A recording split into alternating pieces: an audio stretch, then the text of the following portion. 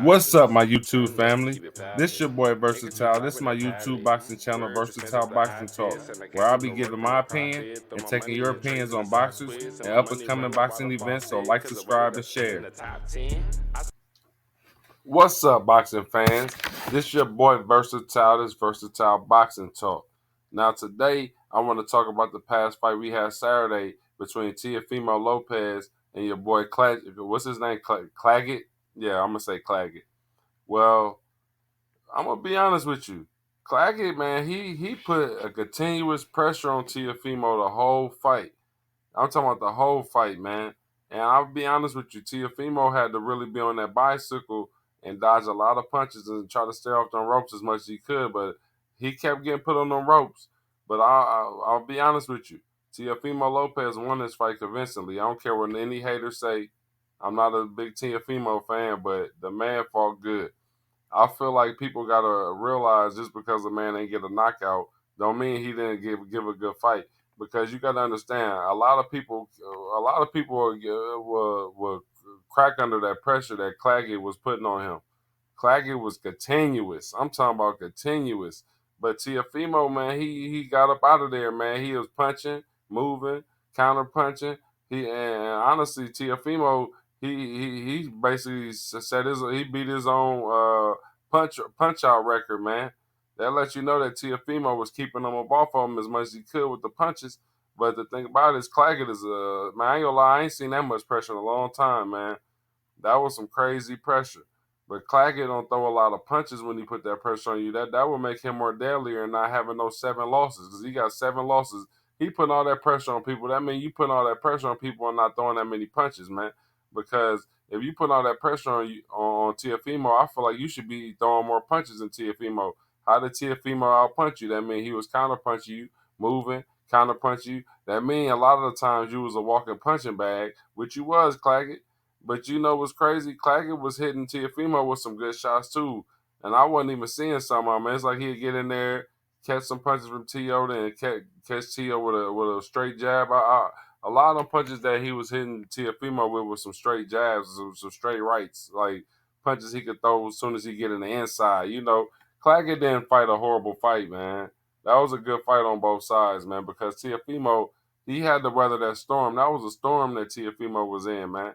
He had to weather that storm. It wasn't no storm that Claggett was in. Claggett wasn't getting back down the whole fight. Y'all got to understand, Teofimo has to be recognized a little bit for this fight because this fight right here, man, was crazy. You know, Teofimo even said that this guy was very conditioned and durable because he has a background in being in the triathlon, which I ain't never heard of a boxer being a triathlon. But you got to understand, triathlon means conditioning, working out, all that type of stuff. You know what I'm saying? So I mean, Teofimo did a fair job. It was cool, man. But even though a lot of people disagree, I feel like, man, that fight was a good fight. And the thing about it is that was extreme pressure, y'all. Y'all gotta understand. You know, and after the fight, Teofimo had an interview. He was asked like, who would he want to fight next? Now I couldn't wait to hear what he was gonna say on this one because I wanted to know.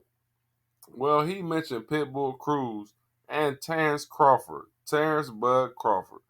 I said, man, now look, I'm trying to give you your props on this fight, Teofimo, but the thing about it is the way this fight right here, you didn't do a bad job, but the job that you did, I don't know if it. I know for sure Teofimo would have probably beat you up, like for real.